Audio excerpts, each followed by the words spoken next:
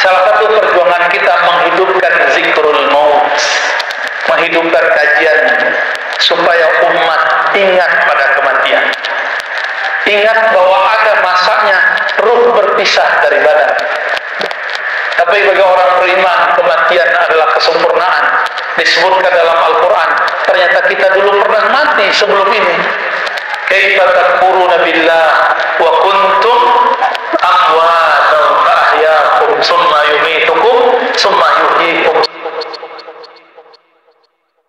summa ilaihi turja'un. Kita dulu pernah mati. Mati itu artinya tiada. Lalu Allah adakan. Pengadaan pertama itulah masa alam nur, alam arwah. Lalu ditiupkan, meninggal di alam sana, masuk ke alam rahim ibu.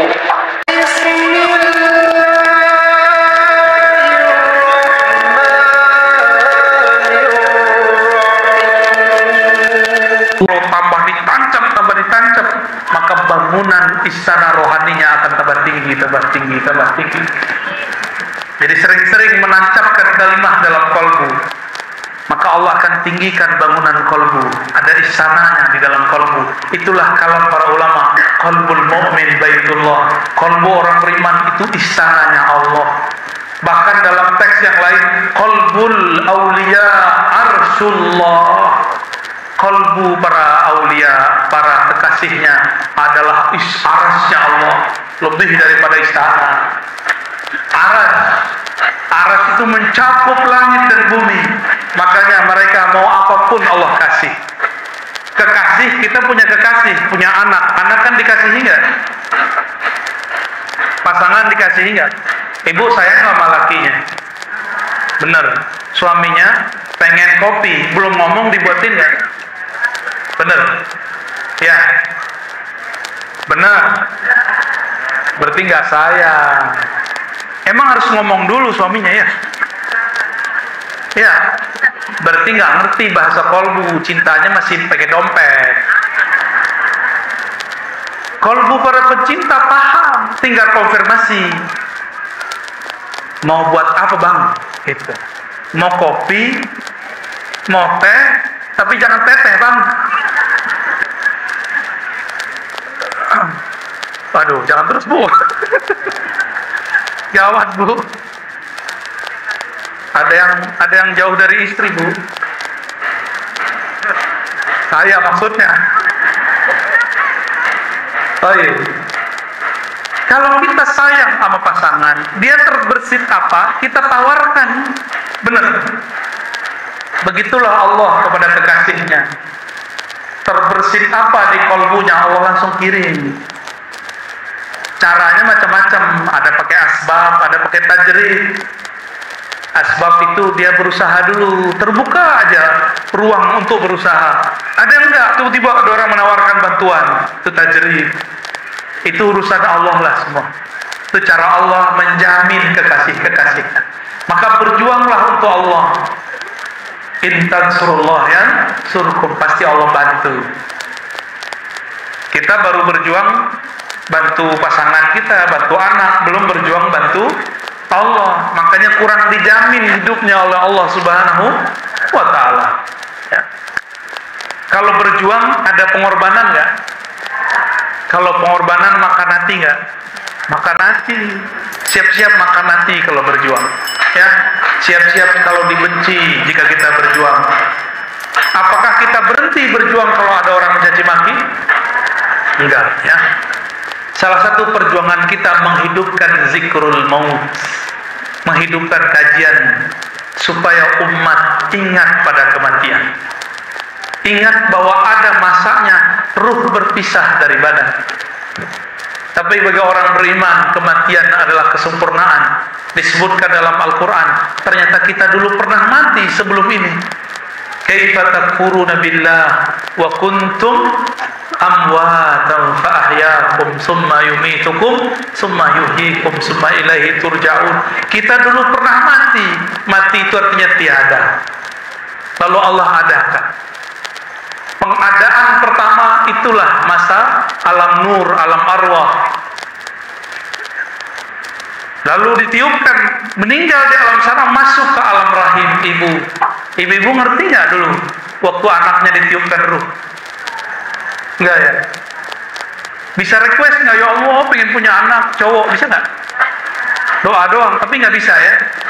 Berarti ibu-ibu ini sepakat bapak, dia nggak bisa hamil sendiri, nggak bisa nentuin anaknya laki atau perempuan. Udah program ini nggak bisa. Di luar sana ada orang yang pengen punya anak, nggak dapat. Tapi di dalam sini banyak yang banyak anak, tapi dia putus-putus. Kalau perlu di steril, benar? Emang dunia ini aneh. Begitulah dunia. Ada yang mencari, ada yang nggak mencari, tapi malah memutus. Bapak Ibu Saudara yang bukan Allah, Thariqat zikrul maut itulah yang turun kepada Imam Al-Haris Al-Muhasibi, disebut dengan Thariqat Muhasabah. Apa nama thariqahnya? Muhasabah. Nah, carilah majelis-majelis yang bisa bermuhasabah. Muhasabah itu bukan hanya sekedar nangis-nangis, tapi muhasabah itu macam-macam. Ada muhasabah zahir, ada muhasabah batin.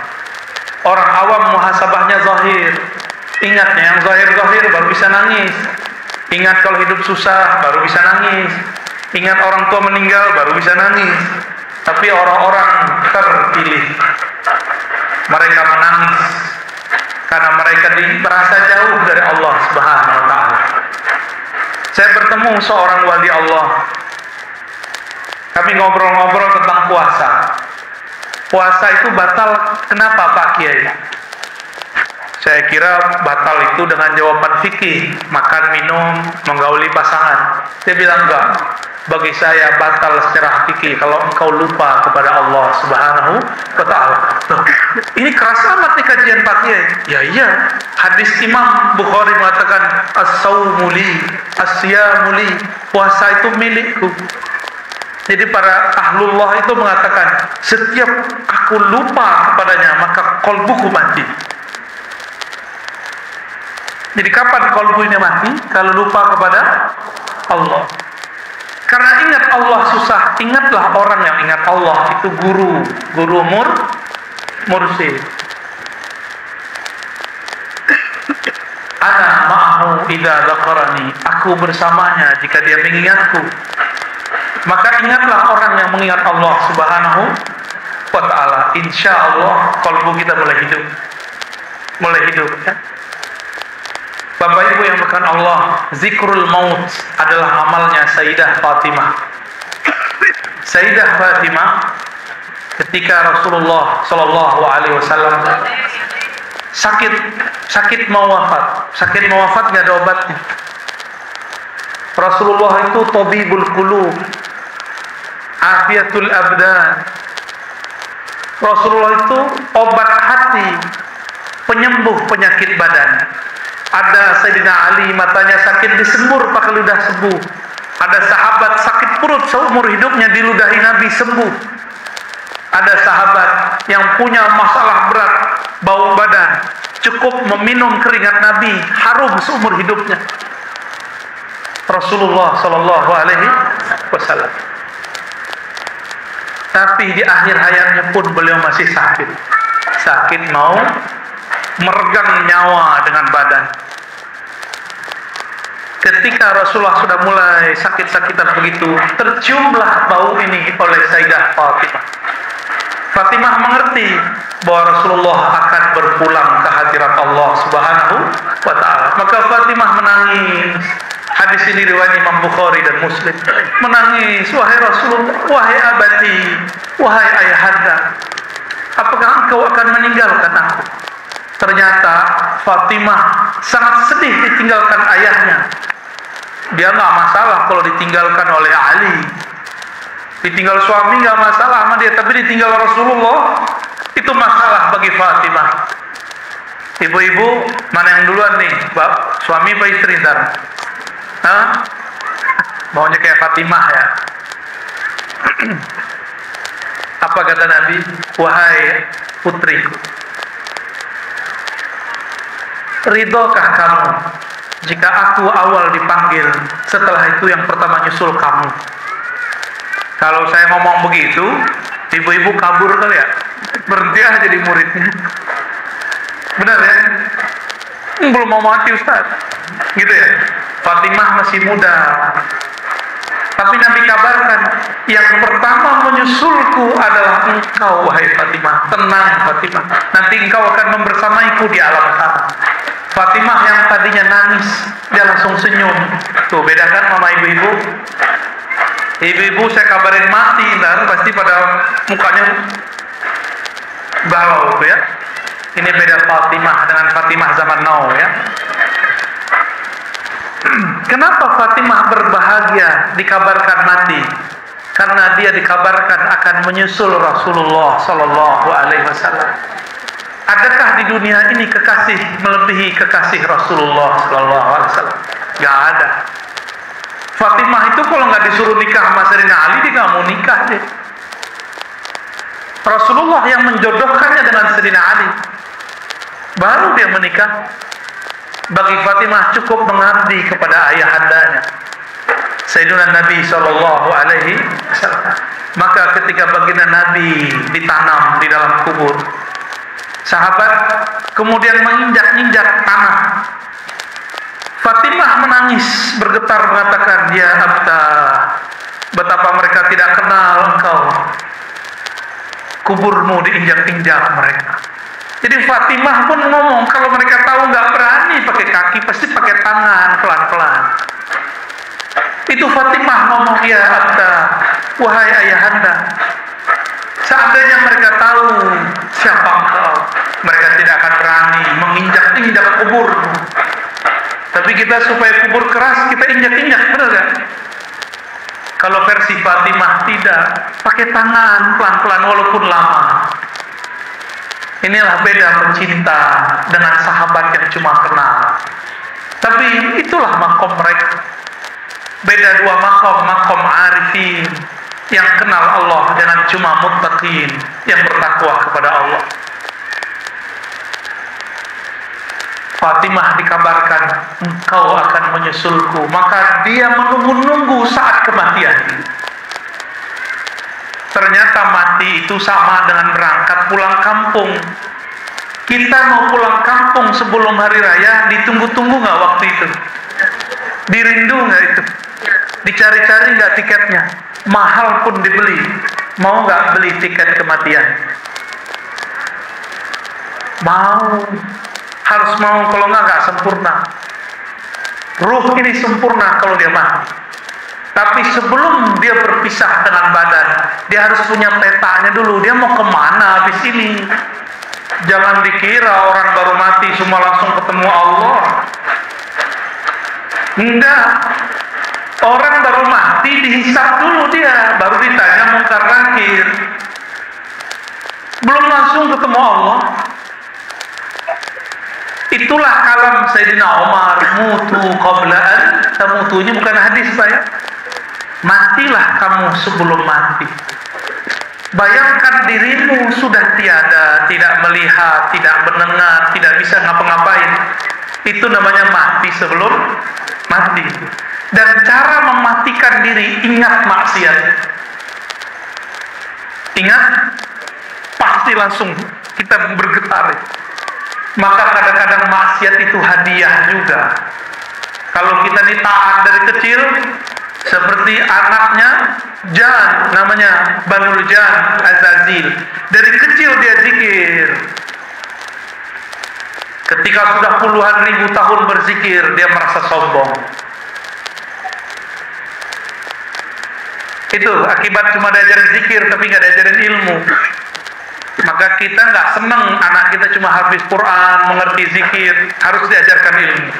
Saya senang sekali nih di majelis ini diajarkan kitab ini, Ustaz ya. Al-Fathur ini yang nulis waliullah, Al-Ghaus pemimpin wali di zamannya. Siapapun yang bersalam dengannya jadi wali. Tidak ada orang mengucapkan salam ke beliau, tasdik Anda waliullah, jadi wali dari Rasul. Minimal jadi wali umum. Ketemu Syekh Abdul Qadir Al-Ji, mengarang kitab Al-Fathur Rabbani. Itu kalau cuma salam. Sahabat Nabi cuma mandang beliau lalu percaya beliau Rasulullah, langsung berganti status jadi sahabat. Radhiyallahu ta'ala anhum. Di zaman Syekh Abdul Qadir ada orang percaya dia seorang wali, langsung jadi wali umum, wali am. Mengikuti thariqah beliau di zaman itu, langsung jadi wali khas, wali yang spesial. Ilmu beliau terus berkembang sampai sekarang berkembang, ya. Tapi sudah banyak juga perubahan-perubahan, ya. Saya lihat beberapa yang diajarkan di sini sudah tidak diajarkan dalam thariqah. Padahal sudah sekali. Sayyidina Umar mengatakan apa tadi? Mutu qabla an tamutu. Inilah cara untuk membuat zikir itu nikmat. Putus ingatan duniamu, maka engkau akan ingat kepada Allah. Saya ulangi di sini. Otak kita ini bisa ingat macam-macam. Ini. Jangan sholat pakai otak. Ya. Nanti pikirannya macam-macam. Ya. Zikir pakai apa? Pakai kolbu beneran. Tapi masih kepikiran macam-macam kan? Berarti zikirnya belum dengan kolbu. Zikirnya masih pakai sholat kok nerjemah. Itu khusyuk dari mana? Ya? Mana ada Nabi ngajarin sholat itu nerjemah Quran? Kalau nggak tahu ilmu khusyuk, belajar kepada ahli khusyuk, termasuk yang jago terjemah. Antum yang ahli terjemah, jangan sesatkan umat. Coba ibu-ibu bapak yang nggak pernah nyantri disuruh nerjemah Al-Fatihah lagi sholat, pusing nggak? Pusing, stres kan sholatnya. Setiap sholat stres karena nerjemah. Alif Lam Mim, hanya Allah yang tahu. Zalikal kitabul la raiba fihi, hanya Allah yang tahu, gitu aja. Hudal lil muttaqin, hanya Allah yang tahu. Itu makamnya antum semua tuh. Allazina yu'minuna bil ghaib, hanya Allah yang tahu. Itu boleh, ya. Sholat itu bukan nerjemah. Sholat itu wajah tuh, bertawajuhnya kolbu kepada pencipta langit dan bumi, menghadapnya kolbu kepada yang membolak-balik kolbu, kembalinya ruh kepada yang meniupkan ruh, kembalinya tubuh kepada tanah. Makanya disimbolkan sujud. Sujud itu adalah mati sebelum mati. Nabi Muhammad disebutkan dalam riwayat ulama-ulama sirah, kata Sayyidatuna Aminah, ketika anakku Muhammad lahir, tiba-tiba dia kemudian berubah seperti orang sujud. Itu Nabi Muhammad. Maka bernamalah Muhammad. Orang sujud itu mim ha mim dal. Tubuhnya itu adalah Muhammad. Coba kepalanya mim, benar. Lengkungan punggungnya ha. Ini mim. Ada dua enggak? Maka tasdid Muhammad. Satu kelihatan, satu tidak. Yang satunya nanti turun jadi al-mahdi. Lalu dal. Dal itu hidayah dari Allah. Hidayah minallahi tabaraka wa ta'ala. Mim ha mim dal. Maka tiada orang masuk neraka kecuali diganti wajahnya. Gak ada yang berwajah seperti wajah begini. Ya, walaupun gak cakep-cakep amat. Tapi ini kan wajah manusia, benar gak? Gak ada yang sejak wajah Ustaz Asep, ya. Wajahnya putih, kalbunya bening. Alhamdulillah. Ibu-ibu cari ustadznya yang begitu, ya. Makanya gak boleh dimasterin ustadznya. Selamat Ustaz. Terakhir yang mau saya sampaikan, ada pertanyaan, ya? Pakai kertas, ya. Silakan. Ya. Mengingat kematian itu bukanlah mengingat sesuatu yang menakutkan. Pelajarilah ngapain kita setelah mati. Setelah mati kita ditanya mengenai siapakah Tuhanmu. Maka pelajarilah ma'rifat Allah, mengenal Allah, maka nanti kita pulang kepadanya, kita akan bersamanya. Itulah kepulangan yang disebut pulang kampung, waktu yang ditunggu-tunggu. Inilah yang ditunggu-tunggu oleh Nabi, yang dirindui oleh Fatimah, yang diingat-ingat oleh Abu Bakar, yang dirindui oleh Umar, Utsman, Ali. Mereka tidak pernah menyesal dengan cara kematiannya. Ya, jadi Bapak Ibu tidak usah takut mati, rinduilah kematian. Ya, supaya kita kemudian lupa kepada selain Allah Subhanahu wa ta'ala.